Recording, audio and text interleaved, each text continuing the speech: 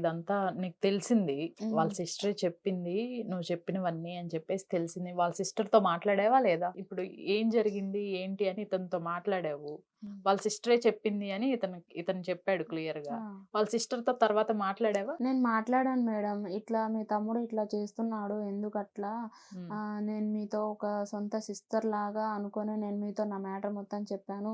ఎందుకిట్లా చేస్తున్నాడో అర్థం కావట్లేదు అంటే, "నువ్వు ఆల్రెడీ ఇద్దరిని కలిసావు. ఇద్దరితో ఎఫైర్ పెట్టుకొని మూడో అబ్బాయి మా వోడిని వాడుకోవాలని చూస్తున్నావు నువ్వని" అన్నది మేడం. హ్మ్. అయితే ఇప్పుడు నా పరిస్థితి నేనెటు పోవాలి మేడం మీరు చెప్పండి. నేను చాలా ఎక్కువగా నమ్మాను మేడం అతన్ని. ఇంకా ఎప్పుడు కావాలంటే అప్పుడు డబ్బులిచ్చాను మేడం నేనతనికి. చాలా మీరు హెల్ప్ చేశా. అతనికిచ్చారు. నేనే అతనికిచ్చాను మేడం. అవసరం ఉంది కొంచెం అర్జెంట్ అని చెప్తే, ఇగ సరే నా వాడే గదా!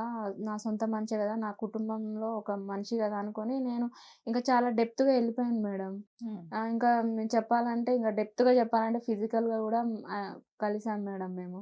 ఇంత చేసిన తర్వాత గూడా నేను అతన్ని ఎలా వదులుకోవాలి మీరు చెప్పండి మేడం. వాళ్ళ అక్క అలా చేయడం కరెక్ట్ కాదు కదా ఇప్పుడు మేడం. ఇవన్నీ వాళ్ళ సిస్టర్‌తో గూడా మాట్లాడారా మీరు? మాట్లాడాను మేడం. ఏమంటుందావిడ? నువ్వు అంతకుముందే ఇద్దరిని ప్రేమించావు.